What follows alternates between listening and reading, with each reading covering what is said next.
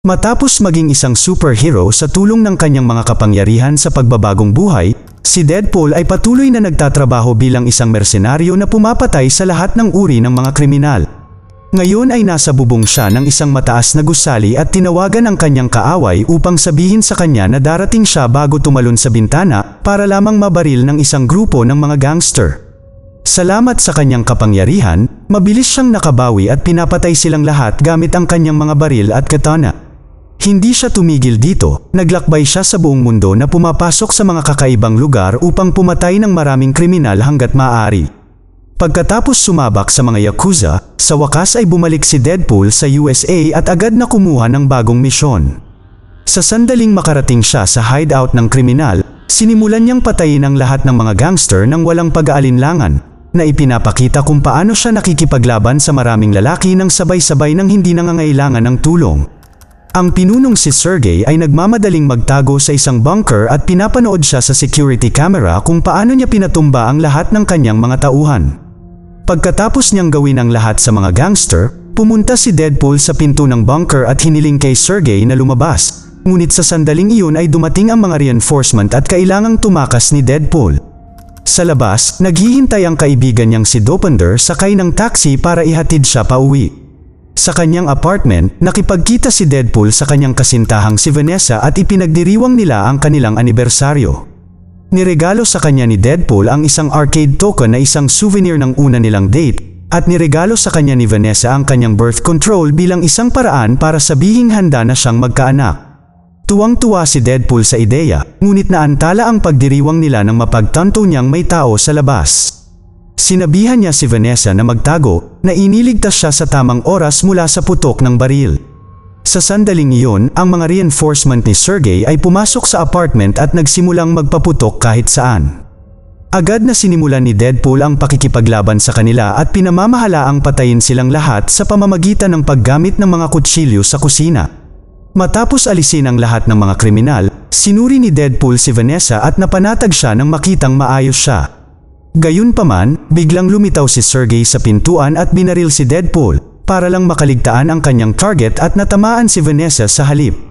Tumalon si Deadpool sa bintana para sundan si Sergey, ngunit nasagasaan siya ng isang kotse na nagbibigay ng pagkakataon kay Sergey na makatakas. Sa kabutihang palad, ilang metro sa unahan ng isang truck ay natamaan ang sasakyan ni Sergey, na naging dahilan upang siya ay maipit. Habang nabigo si Sergey na paandarin ang kotse, nagpakita si Deadpool at kinuha si Sergey, niyakap siya sa gitna ng kalye. At pareho silang nasagasaan ng ambulansya. Si Sergey ay patay na ngayon, ngunit si Deadpool ay muling nabuo at kailangang harapin ang kalungkutan at depresyon na dulot ng pagkamatay ni Vanessa. Ginugugol niya ang kanyang oras sa pag-inom ng labis at paggamit ng mga ilegal na sangkap. Pagkatapos ng 3 araw sa kanyang paboritong bar, pumunta si Deadpool sa kanyang lumang bahay kung saan nakipagkita siya sa kanyang dating kaibigan na sinusubukan niyang aliwin siya. Ang kanyang mga salita ay hindi sapat upang makatulong sa pagkakasala ni Deadpool at sinusubukan niyang tapusin ang sarili niya sa iba't ibang paraan. Ang lahat ng mga pamamaraan ay nabigo kaya sinubukan niya ang pagpapasabog sa kanyang apartment. Ipinadala nito si Deadpool sa isang uri ng purgatorio kung saan nakita niya ang kaluluwa ni Vanessa. Sinusubukan niyang abutin siya, ngunit may hindi nakikitang pader na humahadlang sa kanila. Sinubukan ni Deadpool na tawagin siya, ngunit sinabi ni Vanessa na ang kanyang puso ay wala pa sa tamang lugar at si Deadpool ay hinila pabalik sa mundo ng mga buhay. Sa sandaling iyon, dumating si Colossus sa apartment at kinuha ang lahat ng mga piraso ng katawan ni Deadpool upang dalhin siya sa mansyon kung saan siya nakatira kasama ang iba pang mga mutant na kilala bilang X-Men, tulad ni Negasonic Teenage Warhead at ang kanyang kasintahang si Yukio. Si Deadpool ay patuloy na umiikot sa bahay at palaging iniisip si Vanessa, kaya hinawakan siya ni Colossus sa leeg at kinumbinsi siya na ang X-Men ay pamilya na niya ngayon, na pinasasalamatan siya ni Deadpool sa isang yakap. Sa ibang lugar sa isang nasirang gusali, nakita ni Cable ang mga bangkay ng kanyang pamilya at pagkatapos kunin ang teddy bear ng kanyang anak, ginamit niya ang kanyang relo para biglang mawala. Ilang sandali pa ay lumitaw siya sa kanayunan at pinatumba ang 2 lalaki para nakawin ang kanilang truck. Samantala, dumating ang isang batang lalaki na tinatawag na Russell sa isang orphanage na pag-aari ng Essex Corporation na dalubhasa sa paggamot ng mga mutant. Si Russell ay tinanggap ng headmaster, isang baliw na lalaki na nag-iisip na ang mga mutant ay may sakit at dapat nalipulin. Mabilis na napagtanto ng headmaster na si Russell ay katumbas ng malaking problema, kaya ipinakita niya sa lahat ng iba pang mga bata kung paano patuloy na pinaparusahan si Russell ng electrocution. Pagkatapos ng maraming araw ng pagdurusa, sa wakas ay nagsawa na si Russell at nagsimulang gamitin ang kanyang kapangyarihang apoy laban sa mga kawani ng Institute na nagdulot ng kaguluhan sa lugar. Sinubukan ng pulisya na pigilan si Russell ngunit nabigo sila, kaya tinawagan nila ang X-Men. Kinumbinsi ni Colossus si Deadpool na sumama sa kanila, at sa sandaling dumating sila, naghinala agad si Deadpool na may mali. Maingat niyang nilapitan si Russell, ngunit natakot pa ang bata at inatake si Negasonic, na nagtanggol sa sarili niya gamit ang force field. Sinubukan ni Deadpool na pakalmayan si Russell, ngunit sinubukan siyang hampasin ni Russell at nauwi sa pagbato niya ng bowl ang apoy sa dibdib ni Colossus, na pinalipad siya sa news van. Pagod na sa pagiging mabait, inilabas ni Deadpool ang kanyang mga sandata at sinubukang pasukuin si Russell, ngunit ipinaalala sa kanya ni Colossus na ang unang panuntunan ng X-Men ay hindi kailanman kitilin ang buhay ng isang tao kahit nakarapat-dapat sila dito. Dahil sa inis, inalis ni Deadpool ang kanyang mga baril at dahan-daang lumapit kay Russell para kunin ang kanyang tiwala, ngunit sa sandaling malapit na niyang mapalambot ang puso niya, lumabas ang headmaster sa gusali. Dahilan para ma-trigger ang galit ni Russell at inatake niya si Deadpool, na diretsyong nahulog sa isang silid sa ikatlong palapag ng Institute. Pagkatapos ay tumalon si Deadpool pabalik sa labas at ibinato ang isa sa kanyang mga katana kay Russell, tinamaan siya mismo sa noo upang matamba siya. Pagkatapos, nilagyan ng mga pulis ng power neutralizing collar si Russell para hindi niya magamit ang kanyang kapangyarihan. Ang headmaster ay nagpapasalamat kay Deadpool para sa kanyang kabayanihan at sinabi na mula ngayon ay aakuhin ng kanyang mga empleyado ang responsibilidad para sa batang lalaki, ngunit si Russell ay nakiusap na arestuhin na lang siya o dalhin kahit saan maliban sa Institute. Dahil sa kainahinalang ito, pinigilan ni Deadpool ang mga empleyado na hawakan ang batang lalaki at tumingin sa kanya ng mas malapit, na nakakita ng maraming marka ng pang-aabuso. Nang tanungin siya ni Deadpool, kinumpirma ni Russell na sinasaktan siya ng Institute, kaya gumawa si Deadpool ng isang talumpati kung paano ayaw niyang maging bayani magpakailanman at binaril ang isang empleyado sa ulo. Ang headmaster at ang iba pang mga empleyado ay tumakbo upang magtago habang si Colossus ay namamahala upang patumbahin si Deadpool, hindi naiintindihan kung ano ang nangyayari. Ipinaliwanag ni Deadpool kung ano ang ginawa ng headmaster, ngunit sinabi ni Colossus na ang X-Men ay hindi mga hukom at sa makatuwid ay hindi maaaring hatulan ang sinuman. Ginagamit ng mga pulis ang pagkakataong ito upang maglagay ng neutralizing collar kay Deadpool, na dinala kasama si Russell sa icebox, isa sa pinakamalaking bilangguan para sa mga mutant sa buong bansa. Dinala sila ng mga pulis sa isang selda at sinuntok si Deadpool para sa kanyang maingay na bibig. Nang sila ay nag-iisa, sinabi ni Russell na dapat silang makipag-alyansa sa pinakamalakas na bilanggo, at ipinaliwanag ni Deadpool na mayroong isang halimaw sa ilalim ng lupa na magiging perpekto ngunit wala silang magagawa hanggat ang kanilang mga kapangyarihan ay nahaharang ng mga kwintas. Dahil si Deadpool ay naging mortal mulit, siya ay nagsimulang manghina dahil sa sakit na nararamdaman niya dahil hindi gumagana ang regeneration ability niya. Araw-araw ay lalo siyang nanghihina at bagamat unti-unti siyang nawawalan ng buhay, napipilitan pa rin siyang mamuhay sa nakagawian ng bilangguan. Sa panahon ng tanghalian, pinagtatawanan ng ilang bilanggo si Russell at sinubukan niyang ipagtanggol ang sarili sa pamamagitan ng panulat, dahilan para patumbahin siya ng mga tulisan. Sinubukan ni Deadpool na magpanggap na hindi niya siya kilala, ngunit tinawag siya ni Russell na kanyang kaibigan at si Deadpool ay nabugbog din. Mamaya sa kanilang selda, napagod na si Deadpool at sinabing ayaw na niyang makipagkaibigan kay Russell.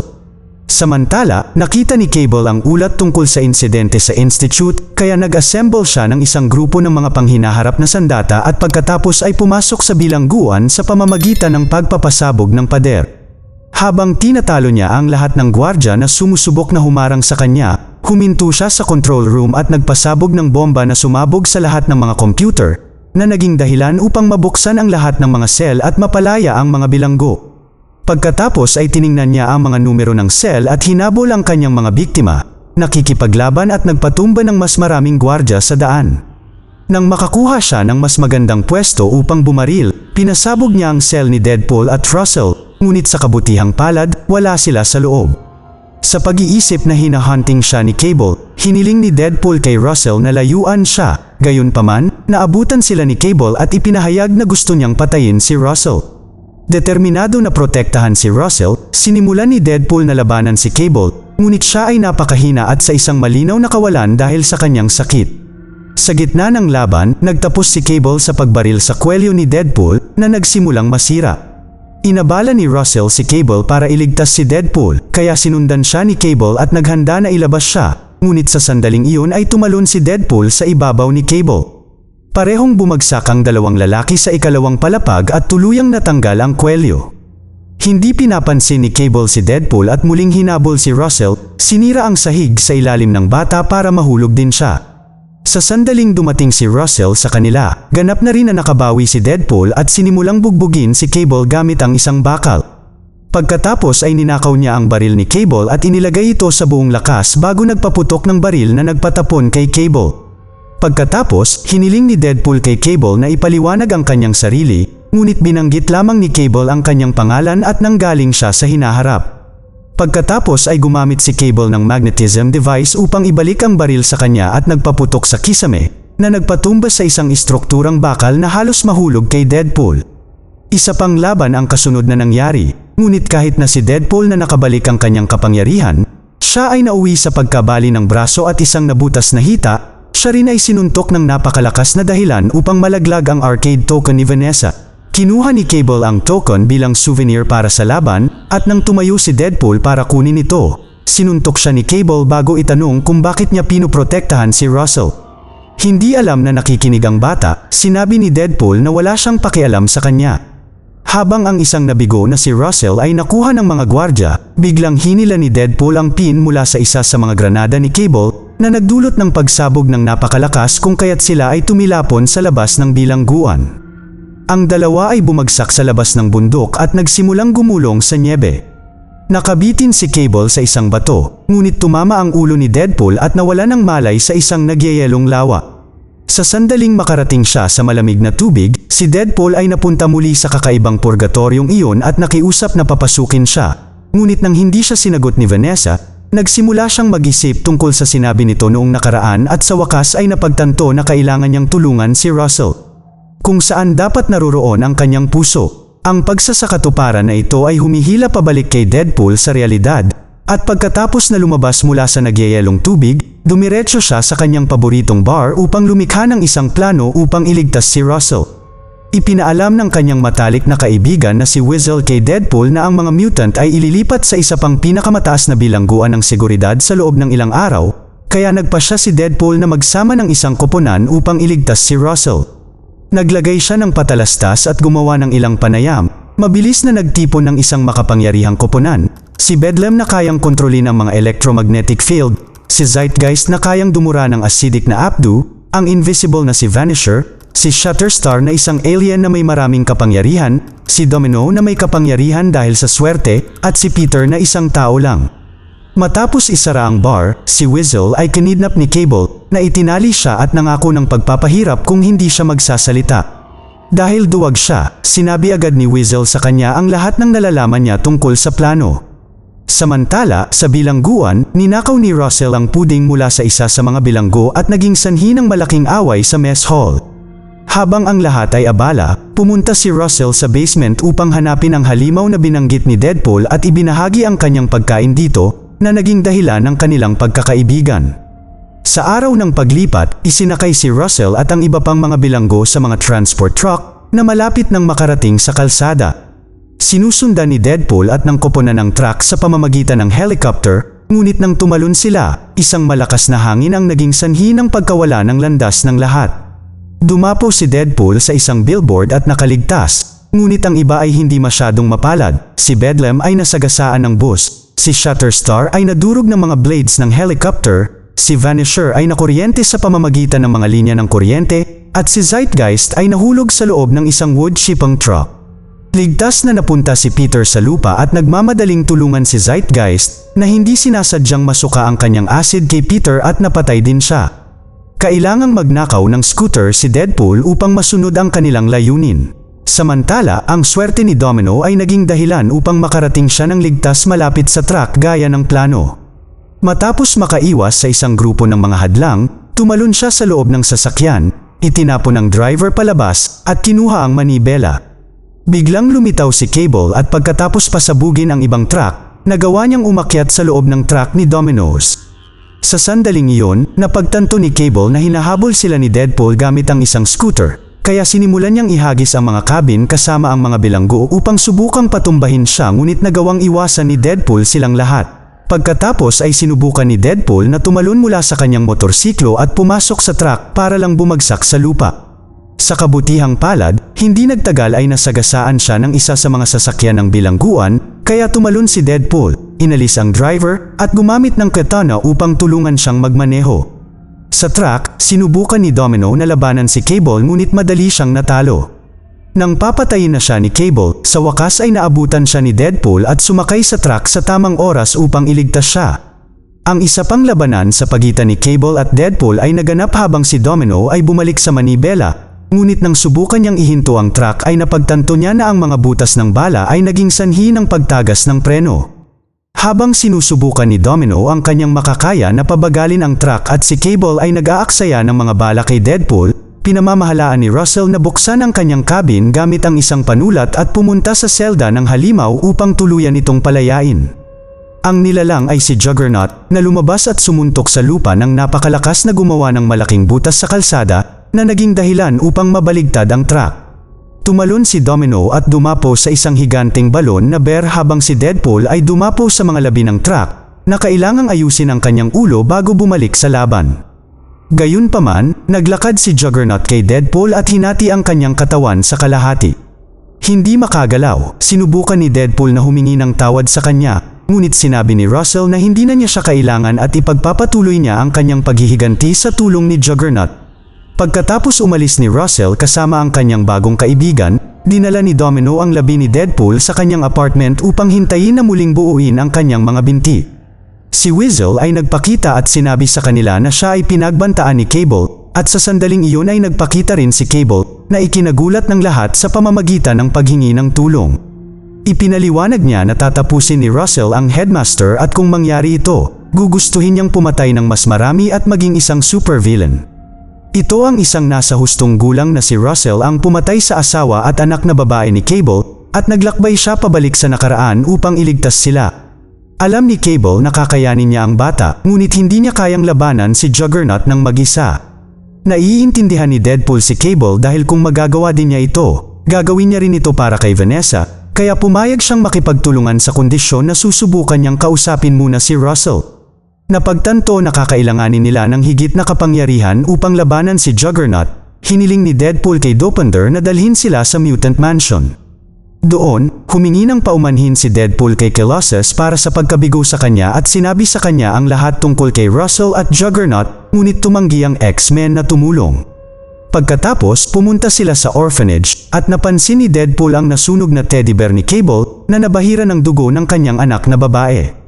Sa sandaling iyon sina Russell at Juggernaut ay kumatok sa pinto, kaya sinubukan ni Deadpool na kumbinsihin si Russell na isuko ang kanyang paghihiganti, ngunit hindi ito gumana.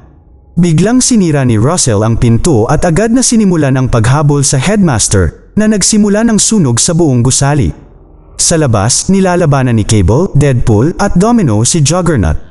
Sinusubukan ng tatlo ang kanilang makakaya, ngunit hindi sapat ang kanilang mga kapangyarihan upang talunin ang isang taong ganito kalakas, at hindi nagtagal ay natalo si Cable at Deadpool. Nagpaputok si Domino ng grenade launcher at tinamaan siya sa mukha, ngunit halos walang pinsala ito. Si Deadpool ay nagtatapos sa isang piraso ng metal na tumutusok sa kanyang ulo, at nang sa wakas ay nagkamalay siya. Nagulat siya nang matuklasan niyang nagbago ang isip ni Colossus at nagpa siyang tumulong. Matapos iligtas si Deadpool at balewalain ang kanyang mga malikot na pangako ng pasasalamat, tumakbo si Colossus patungo kay Juggernaut at nagpakawala ng isang tuwid na suntok sa kanyang helmet, ngunit kahit na siya ay napakalakas, si Colossus ay mas mahina pa rin kaysa kay Juggernaut, kaya kailangan niyang gumamit ng maruruming taktika upang magkaroon ng kalamangan sa kanya, tulad ng pagsuntok sa kanya sa ilalim. Samantala, pumasok si Domino sa Institute at nakipaglaban sa mga nurse para iligtas ang mga bata, ngunit salamat sa sobrang swerte niya, halos pinatumba ng mga nurse ang kanilang mga sarili. Pagkatapos ay sinubukan ni Domino na umalis kasama ang mga bata, ngunit ang lahat ng mga labasan ay nasunog na. Sa sandaling iyon, naghagis ng boss si Juggernaut upang subukang tamaan si Colossus, ngunit sa halip ay tumama sa isang bintana at bumuo ng ramp para makatakas ang grupo. Kasabay nito, si Deadpool at Cable ay lumaban sa mga nurse na guard sa labas at sa wakas ay nakarating kay Russell, ngunit kahit na si Deadpool ay nasa harap ng Headmaster, sinalakay pa rin sila ni Russell gamit ang kanyang mga kapangyarihan. Ginagamit ni Cable ang kanyang kalasag upang ipagtanggol sila at hinawakan ang kanyang baril para patayin si Russell, ngunit pinigilan siya ng Deadpool na gawin yon. Biglang dumating sina Negasonic at Yukio at nagmamadaling tumulong kay Colossus sa laban. Una, itinali ni Yukio ang mga binti ni Juggernaut gamit ang isang naka-energize na kadena, pagkatapos ay idinikit ni Colossus ang isang mataas na boltahe na wire sa kanyang likuran, at ginamit ni Negasonic ang kanyang supersonic na kapangyarihan upang itapon si Juggernaut sa pool, na naging dahilan upang makuryente siya. Bumalik kay Deadpool, sinubukan niyang lapitan muli si Russell, sinusubukang kumbinsihin siya na huwag kitilin ang buhay ng sinuman.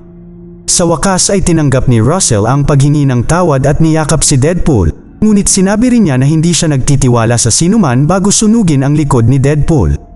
Determinado na baguhin ang isip ni Russell, inilagay ni Deadpool ang isang neutralizing collar at pumunta upang subukan iligtas si Russell sa huling pagkakataon. Gayunpaman, nais ni Cable na pigilan si Deadpool na maging unang biktima ni Russell, kaya ginamit niya ang kanyang huling projectile upang barilin ang bata. Napansin ito ni Deadpool at tumalon sa harap ng projectile na tumama sa kanyang puso. Nang makita ni Russell na isinakripisyo ni Deadpool ang kanyang sarili para sa kanya, sa wakas ay napagtanto niya na siya ay nabulag sa galit at pinagsisihan ang lahat. Automatiko nitong pinawi ang mga mantsa ng dugo ng teddy bear, ibig sabihin, maayos na ang pamilya ni Cable sa hinaharap ngayon. Pagkatapos ay sinubukan ni Colossus na tanggalin ang kwelyo mula sa leeg ni Deadpool ngunit tumanggi si Deadpool, na sinasabing na kumpleto na ang kanyang mga layunin at ang kanyang puso ay nasa tamang lugar na ngayon. Si Deadpool ay nagsabi ng isang taos-pusong poem sa lahat at lumabas sa purgatorio, kung saan sa wakas ay makakausap na niya si Vanessa. Gayunpaman, sinabi niyang hindi pa niya oras at sa sandaling iyon, ginagamit ni Cable ang huling charge ng kanyang time travel na relo upang bumalik sa oras na dumating sila sa orphanage. Ginagamit ni Cable ang sandaling magtanong si Deadpool tungkol sa oso upang ilagay ang token ng arcade ni Vanessa kung saan tatama ang projectile. Nang mangyari muli ang pagbaril, sa pagkakataong ito ay tumama ito sa token at naabsorb ang lahat ng epekto.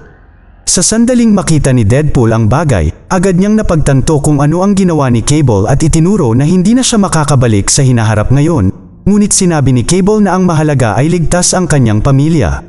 Pagkaraan ng ilang sandali, tinanggal ni Russell ang kwelyo ni Deadpool gamit ang kanyang panulat at naghanda silang umalis, para lamang magambala ng Headmaster, na nagsimulang manginsulto sa kanila dahil sa pagiging mutant. Biglang nagpakita si Dopinder at nabangga ang Headmaster gamit ang kanyang taxi, na pinatay siya. Sa huling eksena, pinamamahalaan ni Negasonic at Yukio na ayusin ang relo ni Cable at ninakaw ito ni Deadpool para sa kanyang sarili. Naglakbay siya pabalik sa nakaraan upang pigilan si Sergey bago niya matamaan si Vanessa, na nailigtas ang kanyang buhay. Sinabihan din niya si Peter na tumakas. Pagkatapos ay pumunta si Deadpool sa isang masamang pelikula na may kakilakilabot na bersyon ng kanyang sarili at pinatay siya. Pinuntahan din niya ang kanyang aktor na sumang-ayon na gumawa ng isa pang masamang pelikula. Sa wakas, pinuntahan din niya si Baby Hitler para patayin din siya.